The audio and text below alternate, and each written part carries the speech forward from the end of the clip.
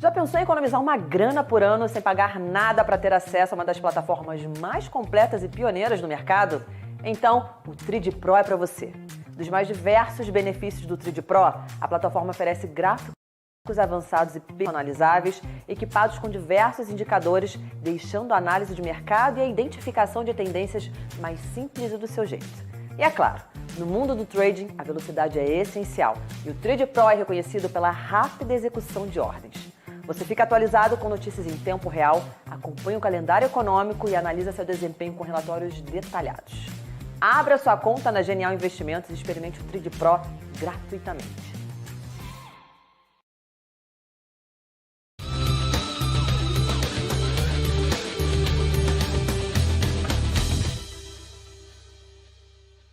Fala aí, pessoal, sejam muito bem-vindos a mais um episódio aqui do podcast Genial Analisa. Para você que não me conhece, meu nome é Bruno Rosolini, estou aqui hoje para apresentar mais um programa. Vamos lembrar, tá, que desde o começo do podcast a gente tem prometido que a gente ia começar a trazer as empresas aqui com os respectivos executivos para fazer um episódio especial, falar das perspectivas, falar dos resultados, falar do futuro e especialmente, óbvio, né, as empresas que vocês gostam de ver e que a gente também tem a cobertura aqui na Genial. Então hoje eu não vou dar nenhum spoiler, quer dizer, eu vou dar um spoilerzinho, tá no título, né, na verdade todo mundo já sabe. A gente vai falar aqui hoje com a Klabin, tá, na presença aqui do Marcos, que é CFO, daqui a pouco eu passo aqui a palavra para ele falar, mas antes, Igor Guedes novamente aqui, obrigado por estar aqui. Só suas empresas vêm no podcast, já percebeu, né?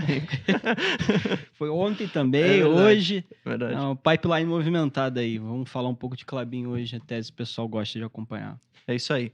Bom, Marcos, obrigado por estar aqui, obrigado por ter topado participar, acho que vai ser muito rico a conversa, não acho que só para vocês, mas como para a gente aqui com a parte de análise, mas também para o público geral. Acho que é sempre bom deixar meio todo mundo na mesma página, então obrigado por topar.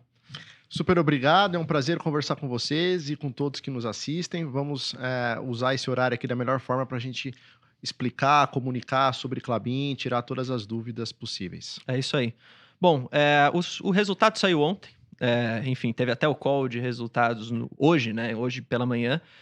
O que eu acho melhor para a dinâmica aqui? Talvez, se a gente, em vez de passar pelo resultado de novo, porque está muito claro na cabeça de todo mundo, a gente pode seguir um pouco com algumas perguntas, talvez mais um pouco específicas. Depois a gente retoma um pouco e aí vai falando disso ao longo do papo. Pode ser assim para vocês? Perfeito. A gente mistura algumas dinâmicas de tri com talvez uma conjuntura mais de explicar a tese em si. Acho que vai ser falar um pouco de interessante futuro, até. acho que é sempre bom também.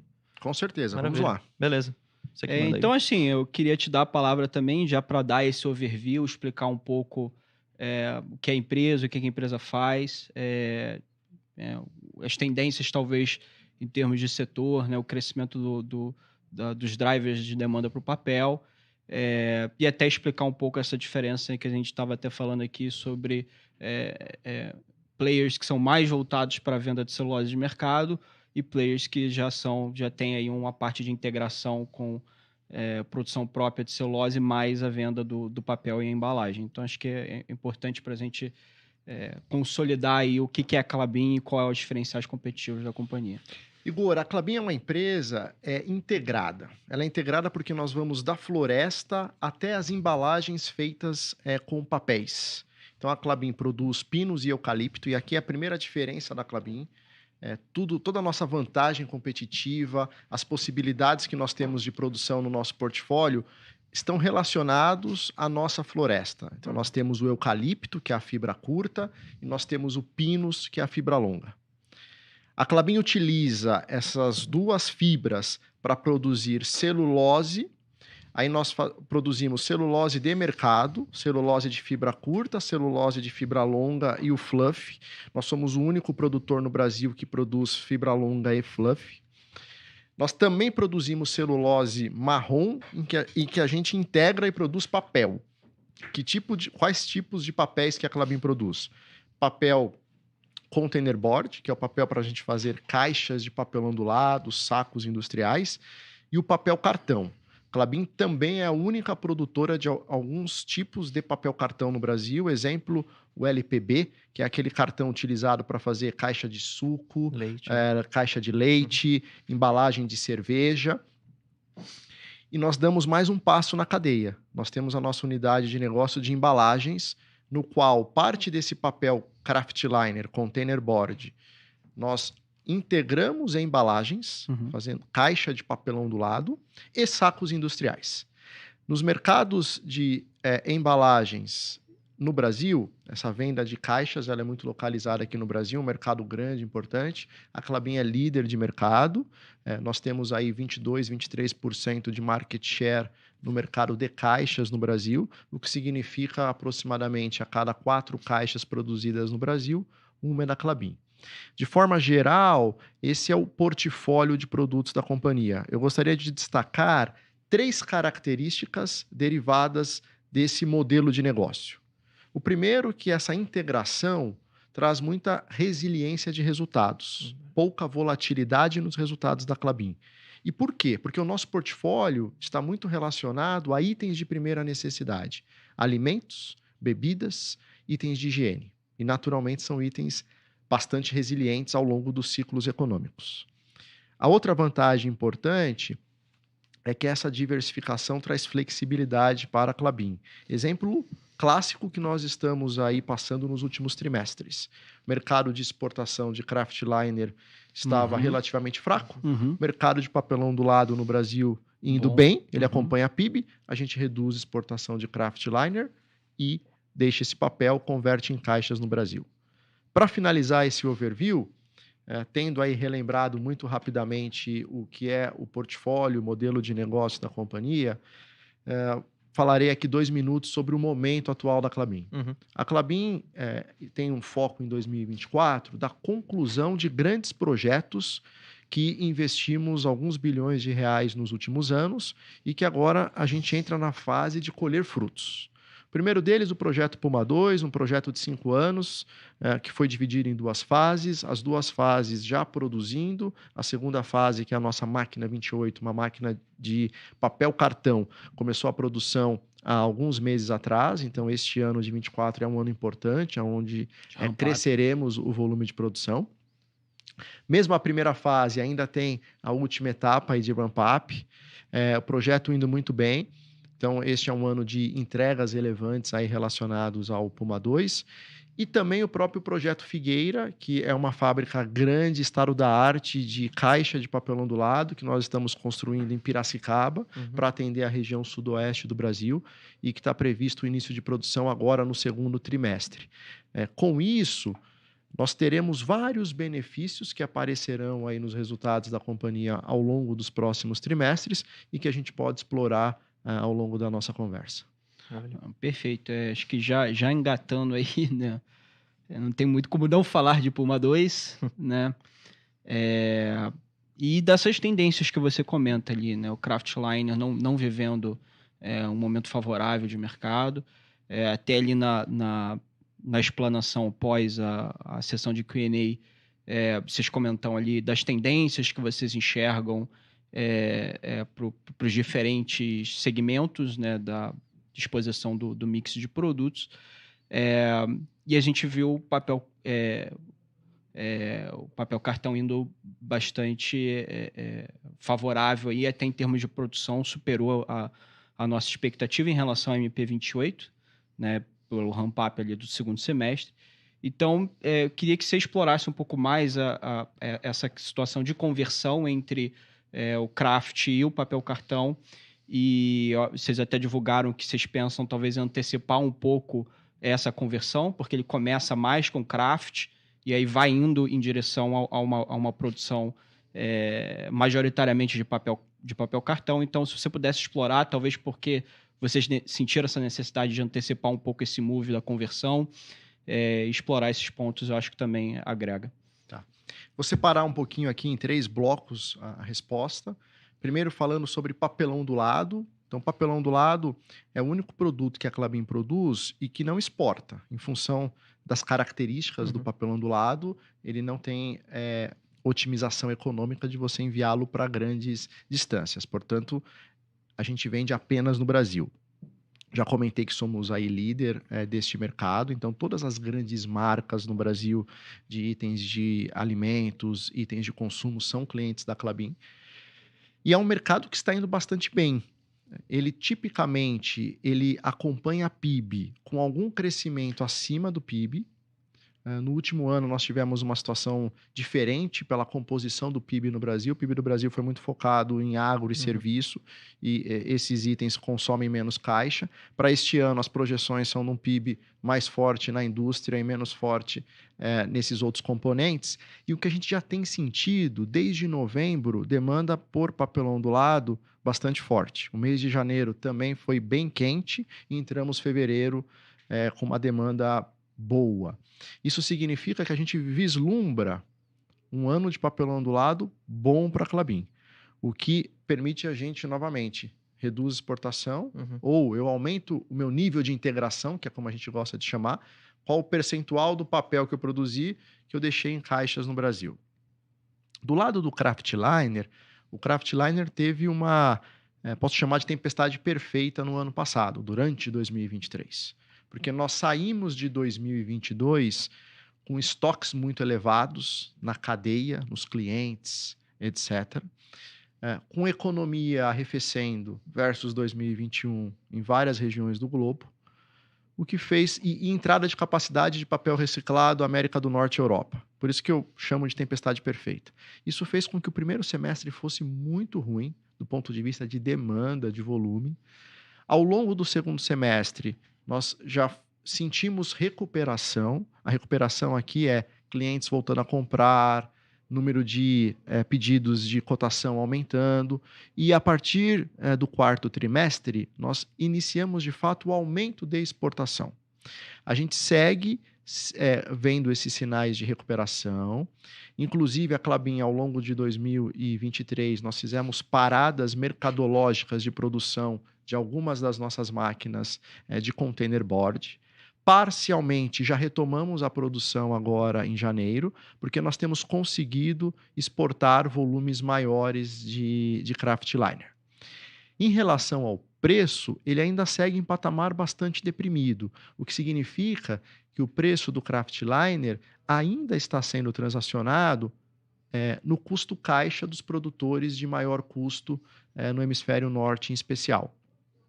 Com isso, o nosso diretor comercial, o José Soares, no próprio call de resultados, respondendo a uma pergunta, ele falou, olha, começo a enxergar sinais de que as condições para um aumento de preço estão sendo criadas. Difícil dizer se é daqui 1, 2 ou 3 meses, mas volumes maiores, clientes comprando, estoques regularizados, você vai enxergando, então, um mercado propício a você ir vendo o mundo do Kraftliner um pouco melhor à frente. Aí, a sua pergunta específica do Puma 2, a beleza do Puma 2, a primeira máquina ela faz o Eucaliner, que é o Kraftliner 100% de fibra curta, a primeira máquina no mundo que produz esse produto e que está indo muito bem. A segunda máquina, a máquina 28, ela é uma máquina que nós desenhamos ela para produzir papel cartão, mas ela também faz Kraftliner. E tipicamente, quando você inicia a produção dessa máquina, pelo aprendizado técnico, você começa de fato produzindo Kraftliner, estabiliza o equipamento, você começa a produzir o tipo de cartão mais simples, até você chegar no LPB, que é o produto mais sofisticado. Essa rampa de produção técnica, nós estamos super bem, já estamos habilitados a produzir qualquer tipo de cartão. No entanto, o papel cartão, que é esse que faz a caixa de suco do leite, ele tem um processo de homologação junto com o meu cliente que compra esse papel e faz aquela embalagem relativamente longo, porque como o produto tem contato com o alimento, você precisa assegurar a qualidade desse produto. A gente está avançando rápido com os nossos principais clientes nessa homologação, e a nossa expectativa é que até junho, julho, a gente tenha a aprovação dos nossos principais clientes, e aí você faz essa mudança do mix de produção. Você reduz fortemente a produção de Kraftliner, direciona a produção de cartão LPB. E por que isso é importante do ponto de vista de resultado? Maior valor agregado, maior margem e estabilidade. Diferente do mercado de craft, que é um mercado de commodity, o mercado de papel cartão tem característica completamente diferente. Posso pegar um gancho, né, até nessa parte do papel cartão? Como que vocês estão enxergando internamente? E aqui eu estou tentando puxar para um cenário talvez um pouco mais longo, assim. como que você vê essa demanda, especialmente por papel cartão, e especialmente esse segmento de líquidos e bebidas, que é o que você está comentando aqui, que tem um maior valor agregado? Como que você vê isso ao longo aqui dos trimestres, semestres e anos? É uma demanda que continua crescendo forte? Ela tende a se estabilizar? Como que vocês até internamente enxergam? Porque eu acho que isso pode ajudar um pouco até com a visão eu diria que de projeção de resultados, que no final das contas todo mundo quer fazer. Demanda é crescente. Globalmente, essa demanda cresce em torno de 2% ao ano, o que é bastante, se você considerar isso de forma constante. Essa é a nossa visão, mas é a visão das principais consultorias de papel e celulose do mundo. E da onde que vem essa demanda? Ela vem do crescimento econômico de países emergentes. Os grandes consumidores desse tipo de papel são países emergentes. País emergente, quando ganha renda e urbaniza, você aumenta fortemente o consumo desse tipo de embalagens. E se a gente olha projeções de onde que vem o crescimento do mundo nos próximos 5, 10, 15, 20 anos, é justamente das economias emergentes ao redor do globo. E nesse sentido, desculpa, Igor, só mais uma complemento. Fica à vontade. Nesse sentido, você enxerga hoje que a Klabin está preparada para conseguir abocanhar essa demanda crescente que vai surgir ao longo dos anos, ou ainda é um estágio que você vai ver isso crescendo também, de certa forma, internamente, para você conseguir abocanhar toda essa demanda? A que estágio a gente poderia dizer que...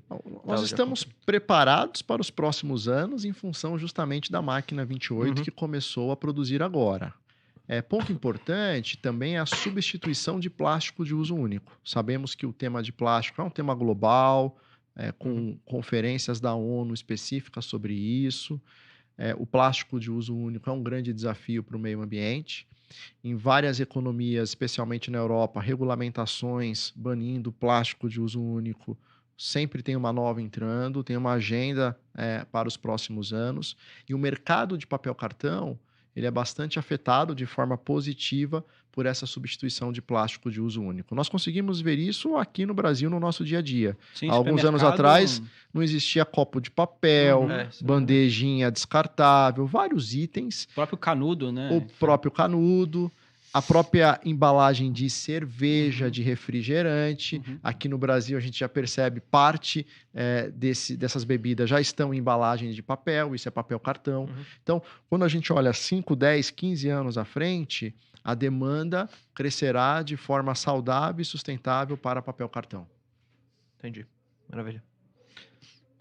Eu acho que também vale a pena também reforçar um pouco a questão sobre o processo de integração, né? A gente estava até comentando aqui sobre algumas diferenças entre os players e as estratégias que os players têm dentro do setor de papel e celulose, né? Então, tem alguns players que são mais focados na comercialização da commodity, né? Da celulose de mercado. Vocês, apesar de terem uma exposição ali tanto em fibra longa quanto fibra curta, vocês também acabam tendo maior composição de EBITDA relacionada ao segmento de papéis e embalagem, como você mesmo já mencionou, com drivers aí claros de crescimento para frente, o que de alguma maneira promove ali um crescimento mais estabilizado de receita, menos volátil. Por outro lado, acaba sofrendo influência por estar dentro de um setor onde os investidores observam dinâmicas setoriais comoditizadas, né? Até por isso que, assim, geralmente é coberto no sell side com metals and mining, que é um setor puramente comoditizado. Então, assim, há uma tendência dos investidores olharem para o setor com dinâmicas mais de curto prazo. Mas conforme a gente vem até tratando aqui, os projetos de investimento da companhia são para abocanhar um crescimento de mercado que está acontecendo ao longo dos anos, né? Que ali cresce com algum sobrepreço em relação à PIB ou inflação, mas que são crescimentos nada assim, digamos assim, extremamente voláteis de um ano para o outro, né? Como me referi aqui a metais de mineração, onde o preço do minério pode subir 20%, 30% em questão de meses e depois amargar uma perda ali também de magnitude muito intensa. Então, para o segmento de papel e celulose, a gente vê um crescimento mais linear, né, ao longo dos anos para frente. Então, eu queria que você conseguisse explorar esses pontos e posicionar a Klabin em relação a essa estratégia, que é interessante. Eu acho que muitos investidores têm uma dinâmica errônea na hora deles avaliarem a companhia. Excelente pergunta, Igor. Primeiro, o portfólio da Klabin, e aqui eu estou dizendo agora, já considerando o ramp-up das máquinas que estão, as duas do Puma 2, bem como o Figueira. Nós, inclusive, apresentamos isso no Klabin Day deste ano, do ano anterior, porque você está correto. A gente vê oportunidade de explicar melhor a Klabin para que o investidor a compreenda como de fato ela é. Do nosso portfólio total, 1/3 é resultado de celulose, que é o produto mais commodity. No entanto, na Klabin em específico, dentro deste 1/3, 1/3 desse 1/3, ele é de fluff. E o fluff é uma celulose, mas tem uma característica completamente diferente da celulose de fibra curta. Por quê? Porque é um mercado pequeno, é um nicho, com poucos produtores, poucos compradores, também no qual o principal uso é para fazer fraldas e absorventes, tem contato com o corpo humano, o que faz com que você tenha contratos de longo prazo. Mais resiliente, você poderia dizer? Preço, é só olhar o ano passado. O ano passado, a celulose de fibra curta fez uma montanha-russa ao longo do ano. Para baixo, né? E a volatilidade do fluff foi muito pequena. Nós tivemos, ao longo do ano passado, em torno de $390 no spread do fluff versus a fibra curta, na média do ano passado. E com pouca volatilidade. Então, primeira coisa que eu quis dizer, olha, só 1/3 do resultado da Klabin é celulose, e mesmo dentro deste 1/3, eu tenho 1/3 que é fluff e que é muito mais resiliente. O restante do portfólio da Klabin, que é caixa de papelão do lado, papel cartão, sacos industriais e um pouquinho de container board que a gente vende para o mercado, é tudo muito mais resiliente. E é mais resiliente e menos volátil porque está focado em alimentos e bebidas, então isso traz a resiliência. E por que é muito menos volátil? Porque são contratos de 1 ano, 2 anos em mercados de nicho.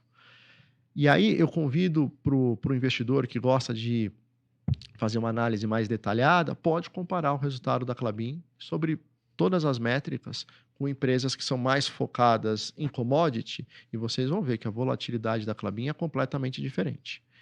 Aí, quando eu olho a Klabin no longo prazo, né, qual que é a tese de geração de valor da Klabin para os investidores? Olha, a gente consegue crescer a companhia via projetos substancialmente orgânicos, porque temos vantagens competitivas relevantes.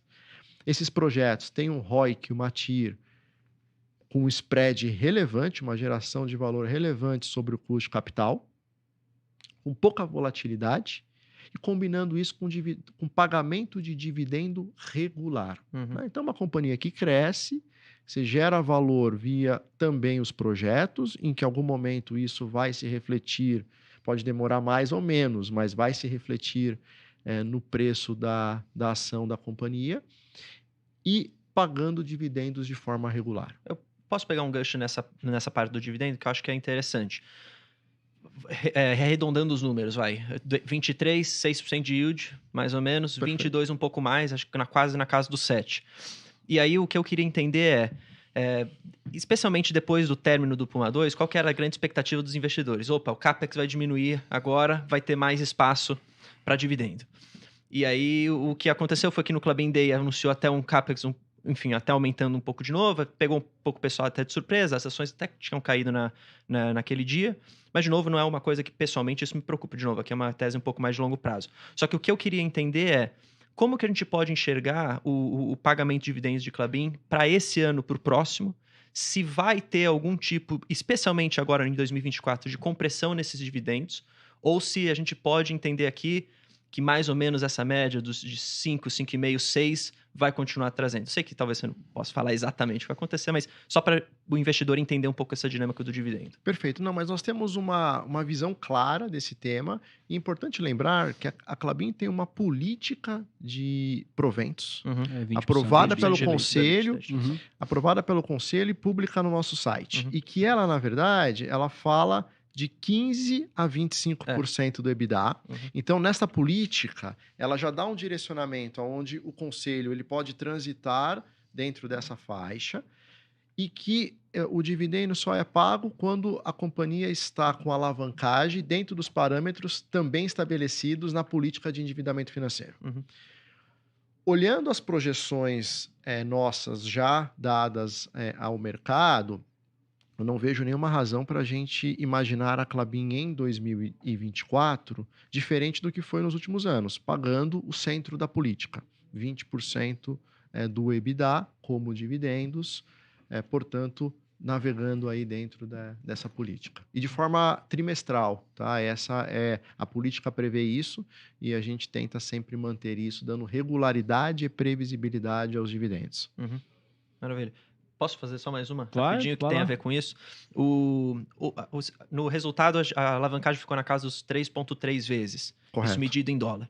E aí, acho que até me corrija se eu estiver errado, dentro da própria política, varia ali de 2,5 a 4,5. Até em período de investimento, até 4,5 vezes de alavancagem. Ou seja, hoje, apesar de uma alavancagem que pode parecer até alta, está dentro dos parâmetros da própria companhia. Então, não tem nenhum tipo de problema nesse sentido para o dividendo. Agora, o que eu queria entender é como que vocês internamente enxergam a alavancagem para os próximos anos também. Se a gente pode ver até algum tipo de aumento dessa alavancagem, a depender do direcionamento da companhia, ou se isso deve se permanecer estável. Sei que eu estou tentando tirar muita informação que talvez você nem possa responder, mas estou tentando aqui, vai. Eu acho que eu tenho que fazer as minhas perguntas. A gente consegue sim, com dados que a companhia já publicou ao mercado, ajudar o investidor a É só para ajudar a tentar fazer essa interpretar projeção. e fazer essa Exato, projeção. exato. Então, você está correto. A gente gosta de olhar a alavancagem, dívida líquida e EBITDA em dólares, porque aí você tira o efeito da oscilação cambial. Exato. Estruturalmente faz mais sentido na nossa visão. A nossa política prevê 2,5 a 3,5, 2,5 vezes a 3,5 vezes dívida líquida e EBITDA, podendo ir a 4,5 vezes em ciclos de investimento, e a política define certinho o que é ciclo de investimento. Tá? Que é basicamente CAPEX acima de 1 bi, orgânico ou inorgânico, durante 24 meses. Portanto, nós estamos num ciclo de investimento. Encerramos em 3,3 em dezembro. Nós compramos um ativo florestal importante, que chamamos o Projeto Caetê, e que estamos aguardando a realização das condições precedentes usuais aí nesse tipo de transação. Nossa expectativa é que isso aconteça ao longo desse primeiro semestre, com o pagamento acontecendo no 2T. Então, aí nós teremos o pico de alavancagem da companhia, porque a aquisição é 1 bi 160 milhões de dólares. Né? Considerando um câmbio de 5,8 bilhões de reais. Então, no segundo T, por esse fator que já é público, nós bateremos o pico de alavancagem deste ano, ficará dentro dos parâmetros estabelecidos na nossa política, e a partir dali a gente começa a desalavancar a companhia. Como que a gente vai desalavancar a companhia? Porque isso se não aparecer nenhum projeto de investimento no futuro. Verdade, mas o foco, essa é também uma boa pergunta. O foco deste ano, eu diria que dos próximos 18 meses, pelo tem menos. Muita energia para fazer isso. É a gente entregar. Vamos com calma aí. É aprovar o papel cartão, entregar o produto com qualidade para o nosso cliente, atingir as capacidades do Puma 2, entregar o projeto Figueira, fazer um ano muito bom em papelão do lado no Brasil. Assumir esse ativo que nós compramos da Arauco, entregar as sinergias. Então, o foco da Klabin neste ano é na entrega desses projetos, buscando sempre eficiência operacional, otimização de custos. Isso vai trazer uma desalavancagem. E conforme os volumes de produção advindos desse projeto se materializem nos resultados, o EBITDA tem mais volume, o EBITDA tende a crescer, conforme nós também publicamos ontem um fato relevante, um guidance de longo prazo de EBITDA, e esse EBITDA maior traz a desalavancagem da companhia. Entendi. Maravilha. Acho que um ponto importantíssimo para tocar, até que foi discutido no call de resultados hoje pela manhã, é que o guidance que vocês anunciaram ele não está incluindo as sinergias do projeto KIT, né? Pelo menos até onde eu consegui pescar ali no call, até a pergunta do Lag, se eu não me engano, foi nessa linha. Vocês tinham chegado nessas contas antes de anunciarem o projeto em dezembro, né? Então, em tese, poderia ser maior do que aquilo que tem ali, que são os 3 bi, correto?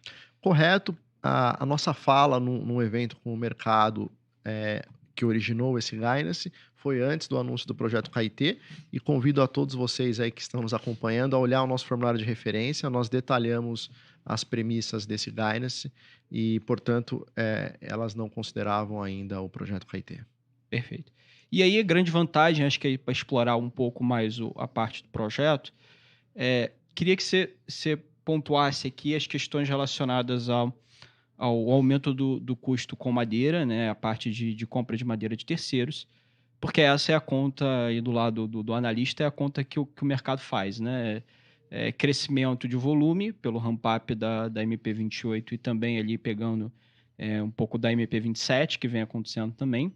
E aí, além disso, você tem, por outro lado, uma pressão um pouco maior no curto prazo, e eu digo curto prazo, 2, 3 anos, aí, em relação à parte da elevação da penetração de madeira de terceiros dentro da estrutura de custo da companhia, pela questão logística em relação à madeira em pé em áreas que sejam próximas à máquina. Então, para passar talvez um overview em relação ao pessoal que talvez não entenda exatamente como funciona essa questão de raio médio, o quanto isso é importante para monitorar o COGS por tonelada do setor, se você puder explorar um pouco essa linha e explicar também qual é a grande relevância do projeto KIT para melhorar essa curva de custos em relação às estimativas que o mercado tinha antes do anúncio, eu acho que seria também extremamente interessante. Excelente pergunta, mas tem umas 4 aí dentro, né? Deixa eu me organizar aqui. Fui me empolgando aí, não, e esse assunto é super legal, mas deixa eu me organizar para conseguir responder todas. Primeiramente, essa pressão, custo de madeira crescente, ficou para trás. Esse é olhando para trás. Olhando para frente, agora custo de madeira para baixo, justamente em função do projeto KIT, tá? Então, acho que isso é importante gravarmos. No dia 20 de dezembro, nós também publicamos um fato relevante indicando o custo caixa total por tonelada para o ano de 2024 de R$ 3.100 por tonelada, que é menor do que o custo caixa médio do ano de 2023. E por que nós demos esse guidance, Igor? Porque, de fato, a Klabin fez muita coisa ao longo dos últimos anos, e isso a gente percebeu que não estávamos, talvez, comunicando tão bem, ou que estava complexo para todo mundo entender. Então, nós demos um conjunto de guidances para ajudar o mercado a entender como a Klabin está vendo os números daí para frente. Tá? Então, custo caixa, 3.100 para esse ano, guidance do dia 20 de dezembro. Falar um pouquinho da madeira dentro do projeto Puma II. Nós tivemos um benefício no projeto Puma II de termos madeira na região de atuação da Klabin. O Paraná é um estado que tem uma economia madeireira há muito tempo. E isso, hoje, com o nível de tecnologia que nós temos na área florestal, a gente consegue mapear com precisão, com foto de satélites e o processamento dessas fotos, qual que é o uso do solo, o que está plantado, se é agricultura, se é árvore, se é pinos, eucalipto, qual a idade média, curva de nível. E lá atrás, isso em 2018, nós fizemos um mapeamento muito intenso e profundo da disponibilidade, oferta e demanda de madeira no Paraná, e percebemos que era possível a gente aprovar um projeto industrial, foi o Puma II, sem ter a madeira plantada. E foi isso que nós fizemos, definindo que nos primeiros anos, que a gente chama o primeiro ciclo, os primeiros 7 anos de eucalipto e os primeiros 16 anos de pinos, a gente ia comprar madeira de terceiros. Ao mesmo tempo, a Klabin estava comprando e arrendando terra perto da sua fábrica para que eu plantasse e dali em diante eu abastecesse via essa madeira própria.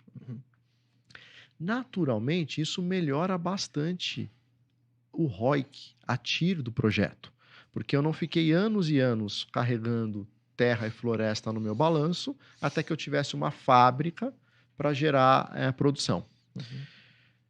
Em contrapartida, o custo caixa é maior nos primeiros anos, porque eu estou comprando madeira de terceiro e essa madeira está mais longe. Então, não é nem o preço da madeira que é tão diferente, é a distância. Raio médio. O raio médio, mais custo de frete.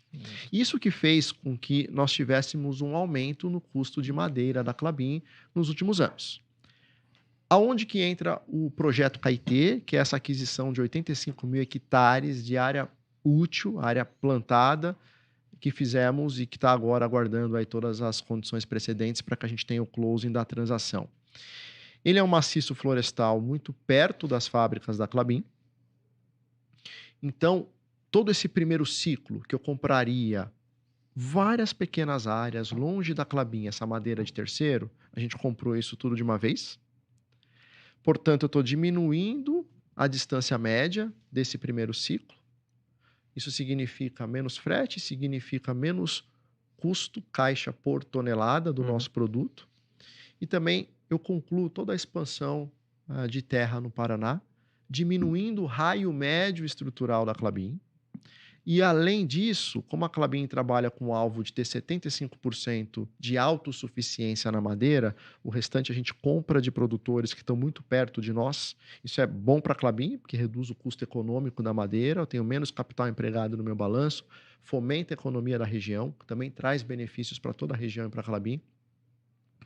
Como nós continuaremos trabalhando com esse 75% de autossuficiência, após nós colhermos esse primeiro ciclo desse ativo que estamos comprando da Arauco, eu ainda terei um excedente de terras que a gente pode vir vendê-los ou monetizá-lo de qualquer outra forma no futuro. Maravilha. Inclusive, a aquisição pelo valor de terras foi, né, com um valor bastante considerável aí, perto das outras avaliações que a gente tem visto de terras, né? Foi uma aquisição tanto do ponto de vista estrutural, com relação ao ramp-up da máquina de papel 28, como também desse ponto de vista que gera um upside a você ter uma terra disponível para posterior venda e por um preço de aquisição que foi atrativo. É isso mesmo. Foi uma transação muito boa, ficamos felizes, porque ela tem um componente estratégico, tem um componente de melhorar esse curto e médio prazo com a madeira de terceiros e terá um retorno econômico muito bom. Quando a gente olha o pacote inteiro, o uso da madeira, a monetização de terra. A terra no Paraná é uma terra de alto valor. Nós demos uma transparência muito grande ao mercado sobre essa aquisição.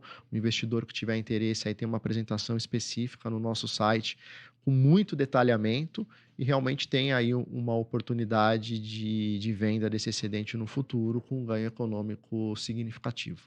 Perfeito. Queria fazer até uma pergunta aqui, aí já talvez mudar um pouquinho o assunto. A gente falou um pouco da tendência até do papel cartão e falamos da dinâmica talvez um pouco mais enfraquecida em relação ao kraftliner. Mas eu queria entrar agora dentro da parte de sacos industriais, né? Que apesar de, muito embora ter um volume menor de representatividade em relação à parte de embarques ali de tonelada, porém, em termos de preço, né, tem um mix com valor agregado, talvez que seja até mais interessante com relação ao preço das demais componentes de papel e embalagens. Então, olhando por esse ponto de vista, a gente viu também o mercado de cimentos aí passando por um pouco de turbulência em 2023, o mercado não performou bem, e vocês também tiveram um desempenho talvez até considerando que o mercado não foi bem, um desempenho talvez um pouquinho abaixo do próprio mercado que está com dificuldades. Então eu queria ponderar aqui qual o cenário para frente, né? Se vocês pensam talvez em olhar outras formas dentro do segmento de sacos industriais para ficarem menos expostos à parte de cimentos, né? E olhar o crescimento dessa linha através de outro nível de demanda. Queria que você explorasse um pouco esse ponto e por que talvez, na tua visão, essa parte de cimentos também não foi tão bem em 23. Igor, quando eu entrei na Klabin, eu estou na Klabin há 15 anos. Eu tinha cabelo ainda quando eu entrei lá. Quando eu entrei na Klabin, é 100% e é 100%. Era construção civil. Tá? Cimento, substancialmente, um pouco de argamassa. Hoje, Já é um pouco... era 100%. Hoje, a gente 60% é construção civil e 40% são outros usos. O Douglas Almazi, que é o diretor que lidera essa unidade de negócio, fez um trabalho fantástico aí de desenvolvimento de novos mercados. E olha que interessante, desses 40% de outros usos, a maior parte é exportação. Estados Unidos, México e vários outros países. No qual o produto tem uma embalagem muito melhor trabalhada e que o preço é muito maior e que a rentabilidade é muito maior. Tá? Então a Klabin já vem nessa jornada. Quais são outros usos? Ração animal, café, farinha. E a Klabin segue desenvolvendo aí esse setor. Agora, o que acontece com a Klabin? Esse é um mercado de nicho globalmente.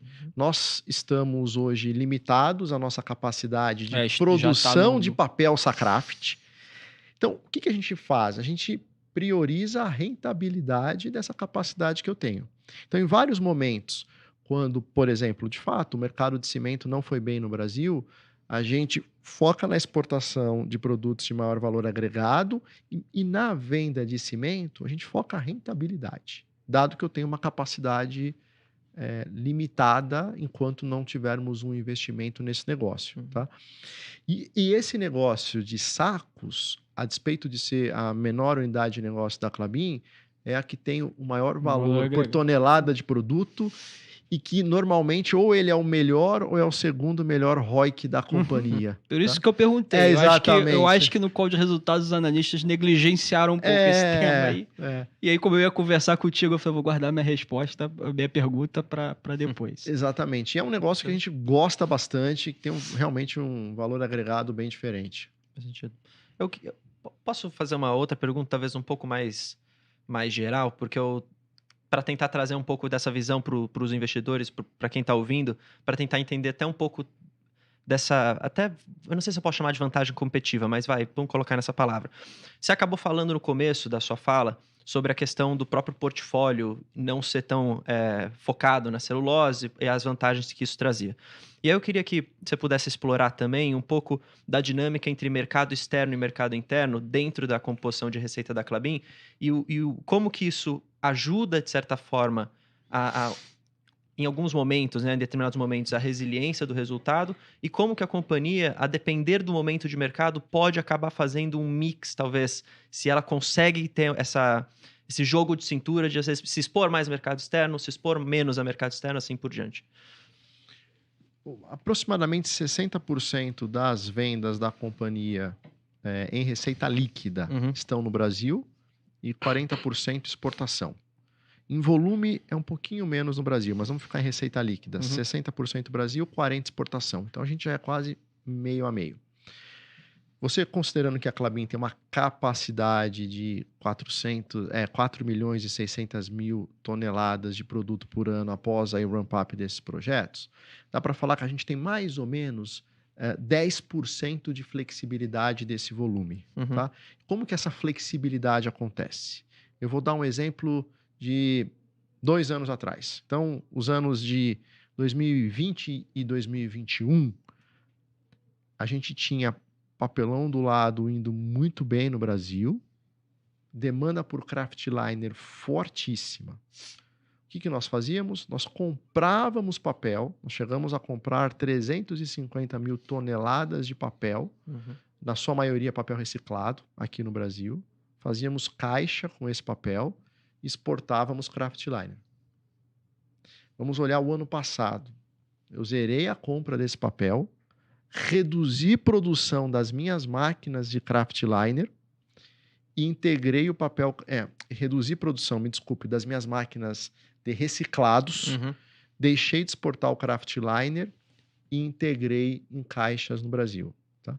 Então, de 10% a 15% da nossa capacidade total, a gente consegue fazer esse jogo entre mercado externo e mercado interno. Eu queria já puxar uma pergunta aqui, que isso é uma é uma dúvida que eu tenho até do ponto de vista de modelagem, se a gente poderia considerar isso olhando um pouco mais para frente ali. A gente fala em termos de ramp-up quando o ramp-up estiver completo próximo de 2027, até mesmo por isso o guidance relacionado ao crescimento das linhas de produção.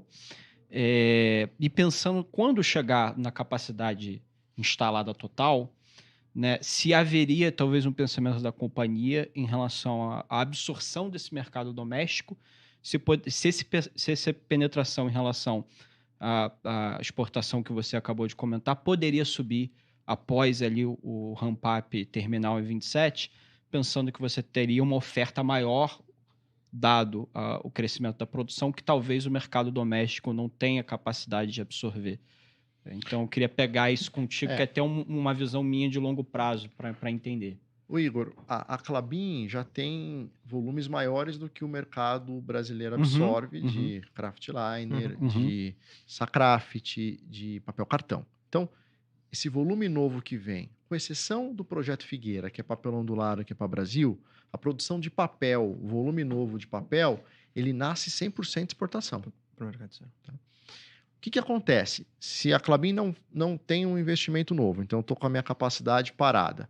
Conforme o PIB brasileiro cresce, conforme o consumo no Brasil cresce, a gente vai reduzindo exportação para abastecer o mercado brasileiro. Mas essa substituição da exportação para deixar dentro do Brasil, aí é um processo super longo que é acompanhando a demanda aqui no Brasil. Porque, assim, a impressão que eu tenho quando a gente olha até para o nosso modelo versus como está o consenso, né, me parece que o consenso não modela, e aí eu confesso que nem a gente, tá, a utilização dessa capacidade de malha integral. Eu acho até que um pouco das perguntas que foram feitas hoje no call, até que foram compostas de uma maneira assim, engraçado que eu tenho uma visão completamente diferente da sua, né? Justamente em relação a essa questão de taxa de utilização de capacidade, né? Então, eu acho que tem um upside ali, mais um, né, em relação a vários outros que a gente já comentou aqui, mas que tem mais um upside versus o que o consenso precifica hoje, né? Que, de alguma maneira, até poderia justificar um undervalue do valor da Klabin em relação ao de fato que a gente acredita que seja um valor justo, né? Porque a gente acredita que o mercado não olha para essa questão dessa taxa de utilização dessa forma.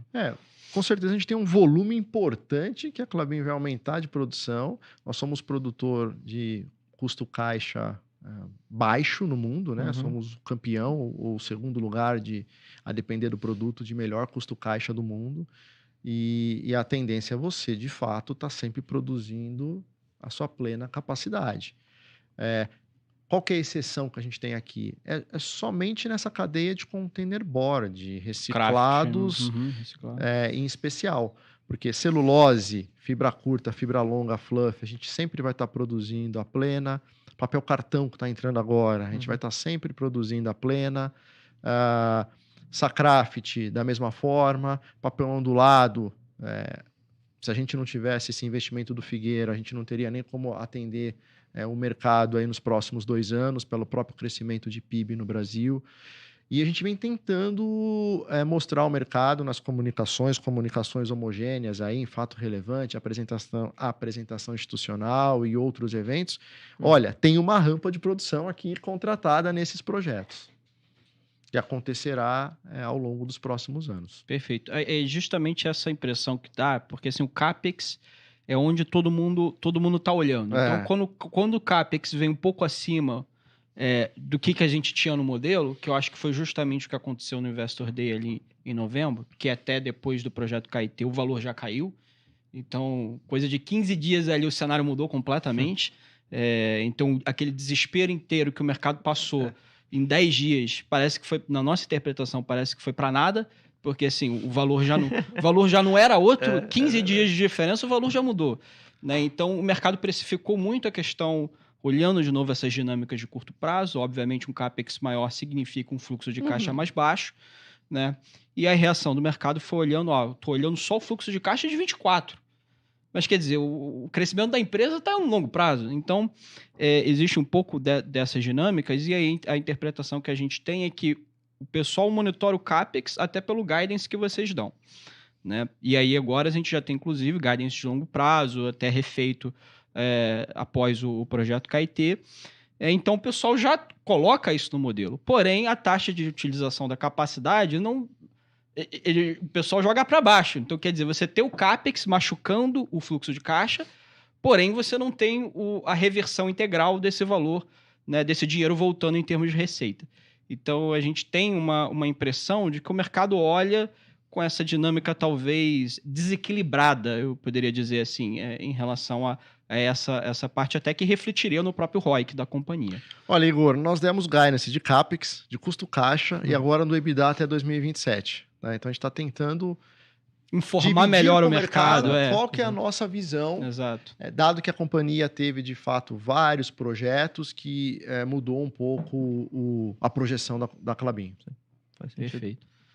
Bom, quer fazer uma última pergunta, dado o tempo? Deixa eu ver se eu... acho que seria bom você fazer também, que...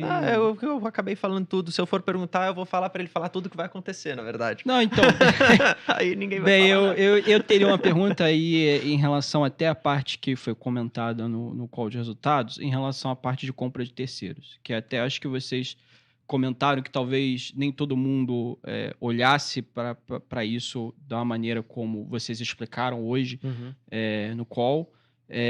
Então, eu acho interessante até você repassar por isso daí, porque eu acho que muita gente também não olha para isso, e até justificaria um pouco essa queda de volume que a gente viu. Então, talvez a impressão da queda de volume tenha sido ruim, né? Foi ruim para a gente, tá? Eu confesso que quando a gente olhou versus a estimativa que a gente tinha, o sentimento não foi bom. Porém, depois da sua explicação ali no call pela manhã, acho que já deu uma segurada, mas seria bom retomar esse ponto de novo. Perfeito. Isso faz parte dessa flexibilidade da Klabin, né? Então, o exemplo clássico é esse. E interessante que se você olhar 5 anos de Klabin, você vai encontrar a gente comprando 350 mil toneladas de papel em um único ano, e vai encontrar um outro ano onde a gente comprou 0. Tá? E é simples, porque eu sempre tenho uma escolha do que fazer com o meu kraftliner. Ou eu exporto ele, ou eu deixo ele aqui dentro fazendo caixa de papelão do lado. E você tem um conjunto de variáveis. É como está a demanda no Brasil, que é PIB, é como está a demanda para o kraftliner, qual o preço, qual a taxa de câmbio. E essa decisão é bastante quente na Klabin. Então, toda semana tem uma reunião que olha isso. E que você tem que olhar o preço da caixa, o preço do kraft, essas variáveis que eu comentei. E a gente consegue mudar muito rápido. E quais são os extremos dessas opções? O extremo eu estou produzindo o máximo de papel reciclado, o máximo de kraft, comprando um monte de papel reciclado. Quando eu compro esse papel reciclado, eu uso mais reciclado nas minhas caixas e maximizo o volume de exportação de kraft. Esse é quando os dois mercados estão bons. E aí eu tenho o outro extremo, foi o que nós vivemos no ano passado. Kraft ruim. Kraft ruim, muito ruim, né? O que eu falei que era a tempestade perfeita, não foi um ruim, estava muito ruim, foi um ano muito difícil. Então, eu paro de comprar papel de terceiros, reduzo a minha produção de reciclado, que a produção de reciclado, você liga e desliga ela com muita facilidade, sem nenhum gasto significativo. E você pega esse kraftliner e coloca em papelão do lado. Tá? Então, veja, nesta cadeia de kraft, papelão do lado, a gente não pode fazer uma inferência absolutamente direta entre volume e rentabilidade. Porque, às vezes, mais volume não significa mais rentabilidade. E a gente, na Klabin, está o tempo inteiro focando em rentabilidade. Né? Não é o volume. Não vamos fazer volume simplesmente para que o relatório saia mais bonito. Não, é o que gera mais valor no final do dia. Boa, maravilha. Perfeitíssimo. Marcos, obrigado pela sua presença, foi muito bom. Acho que a gente conseguiu fazer boas perguntas. A gente poderia ficar aqui umas 5 horas falando e acho que ainda ia ter muita coisa para falar, né? Essa é a verdade. E se me deixar, eu vou perguntando tudo até você falar, porra, eu não posso falar isso, né? mas acho que isso que é bom. De novo, é um ambiente mais descontraído, então obrigado por ter topado mesmo. E agora, como mensagem final, se você quiser passar para o pessoal que está assistindo os contatos, se eles quiserem saber um pouco mais do RI, até o e-mail que eles podem entrar em contato, acho que é sempre bom. Claro, primeiro, muito obrigado, foi um prazer a conversa. A Klabin, o nosso site de RI tem um conjunto importante de informações, inclusive nós temos uma plataforma que chamamos de Klabin Invest, com vídeos no YouTube, Spotify, vários canais, no qual a gente tenta explicar a companhia Legal. em detalhes, mas de uma forma didática, e o time de RI também está sempre à disposição aí para qualquer tipo de dúvida. Maravilha. Perfeito. Bom, muito obrigado, Igor. Obrigado também aí pela presença. Eu, gente, também de novo. Daqui a pouco Daqui a vai ter pouco mais você volta uma. de novo. Eu tô indo todo dia Eu acho que quase. ele cobre umas 15 empresas. Cara, é difícil demais. Cara, Mas- tudo que é commodity, menos petróleo tá comigo. Eu fico que nem um maluco trabalhando. Pessoal, muito obrigado. Se vocês gostaram e quiserem a Klabin mais vezes aqui, por favor, comentem. E vamos marcar de vocês voltarem mais vezes. Acho que vai ser bem legal. E quem sabe um dia visitar alguma fábrica, algum projeto. Será um Acho que prazer. Seria bem legal também. Sempre falo isso ao vivo, porque aí dá pressão, né? Sim, sim, sim. Será um prazer, vamos organizar. Brincadeiras à parte. Pessoal, obrigado. Tamo junto. Valeu. Valeu, gente. Obrigado, tchau, tchau. Você já investe em fundos multimercados? Conhece esse tipo de investimento? Eles são fundos que mesclam diferentes tipos de ativos. Assista ao Genial Responde desta semana, porque lá eu conto para você como eles funcionam e se vale a pena investir. Te espero por lá.